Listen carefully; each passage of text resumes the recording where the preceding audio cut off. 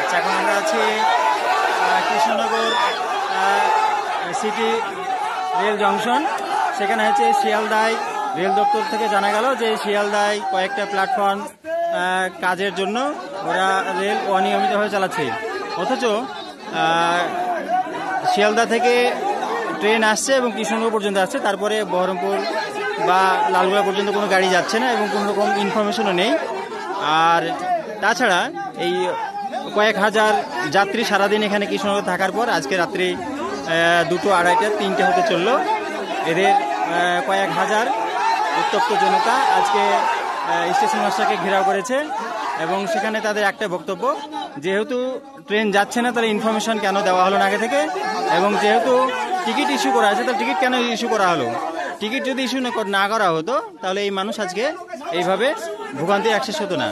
এবং বেশিরভাগই এরা মুর্শিদাবাদ সহ নদিয়ার বিভিন্ন গ্রামগঞ্জের সাধারণ মানুষ, এবং তারা চিকিৎসার প্রয়োজনে মূলত কলকাতায় যায়। সারাদিনে চিকিৎসা তাদের কারো কেউ অসুস্থ, বৃদ্ধ এবং কোলে শিশু নিয়ে কয়েক হাজার যাত্রী, রেলযাত্রী আজকে সারাদিন ব্যাপী স্টেশন সংলগ্ন চত্বরে অপেক্ষা করছে অধীর আগ্রহে, এবং আজকে রাত্রেও পর্যন্ত। এবং আরও মজার ব্যাপার হচ্ছে যে কোনো একটা অ্যাপসে সঠিকভাবে দেখাচ্ছে না যে কোন গাড়িটা এই মুহূর্তে ক্যান্সেল হলো বা কোনটা আছে কোনটা নেই।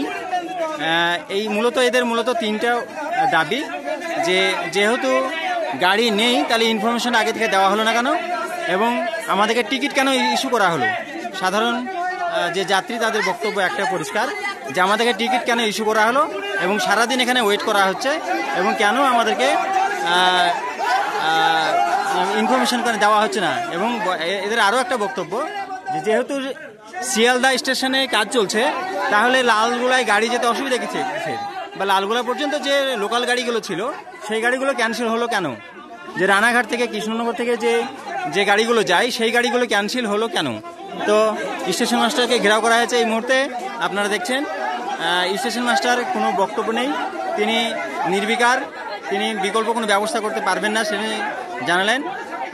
যদিও এই বিক্ষিপ্ত উত্তপ্ত জনতার বক্তব্য যে ইমিডিয়েটলি একটা গাড়ির ব্যবস্থা করুন, তিনি জানালেন যে শিয়ালদা থেকে গাড়ি আসছে, কিন্তু শিয়ালদা যে গাড়ি আসছে সে তো কয়েক